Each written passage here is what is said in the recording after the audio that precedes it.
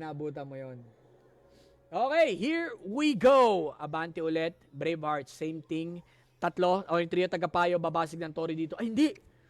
Alam mismo na Union dito, pero nag-stick pa rin siya sa game plan. Basag ng Torre, kabilang banda, mirror movement. I think ito yung parang pinaka-stable or pinaka-working meta or strategy para sa ating bakbakan ngayon. Kung kanino man Torre to, pwedeng hugutin or pwedeng diretso yung basagin. Pero ang Blackhearts remaining, basag lang ang Torre dito as well as ibang mga members ng Team Union sa gitna against sa Torre mismo.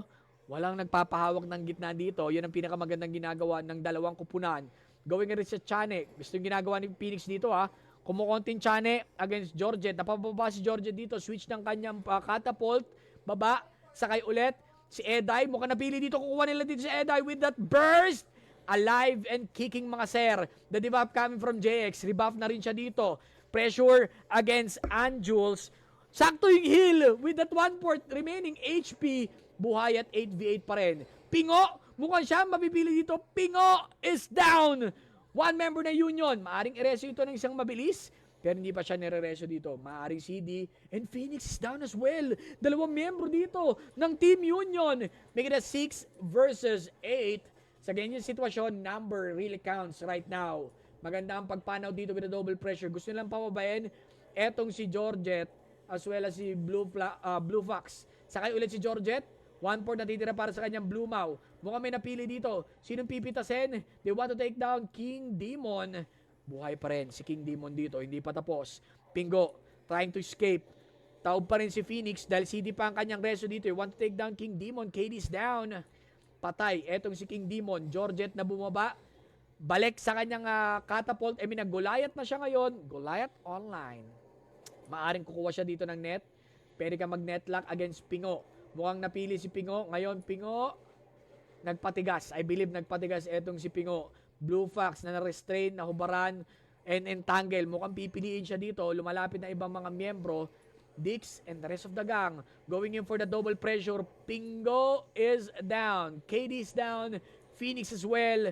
Pero lahat ng mga members dito ng Team Blackhearts still alive right now and kicking. They want to take down Dix with those pressure slash bang! Ikot moments, entangle, laboring breath, weakness, lahat na nang pwede. Abay, hindi pinansin. Ang lupit. Dinibab sa hindi pinansin, biglang liko. JX, open, double pressure sa likod. Sino nakuha? Si Welly? Si Wei? Pumapalag against Phoenix. Phoenix nakabubuhay lang. Phoenix is down. Tatlo ang lubog as of now. Ngayon, 2 minutes is running para sa ating oras dito.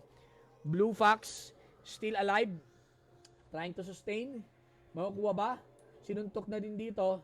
Georgette B with a jumping punch. Si Ipim pa, hindi ko nakikita masyado. Si Ipim medyo nagtitipid ng bala.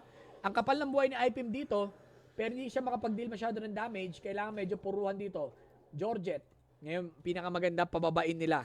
Ito si iPimp. Hindi nila papansin, nakaka-istorbo rin itong ginagawa ni iPimp. Though, 4 na miyembro ang taob sa kamay ng Union as of now. And I think this is it. Unti-unti nang bumabagsak ang Union. Calling in for GG. Game 1 goes for the side of Blackhearts.